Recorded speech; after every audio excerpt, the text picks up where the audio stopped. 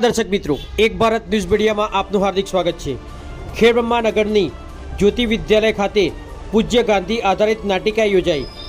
વિશ્વગ્રામ મહેસાણા સંજય તુલા પ્રેરિત ગાંધી સુનો સબ સિટીઝન યાત્રા અંતર્ગત આશીષ ઠક્કર લિખિત નાટિકા લકીરે મિટા દે ગુજરાત વિદ્યાપીઠ અમદાવાદની ટીમ દ્વારા નાટિકા જ્યોતિ વિદ્યાલય ખેડબ્રહ્મા મુકામે પ્રસ્તુત કરવામાં આવી।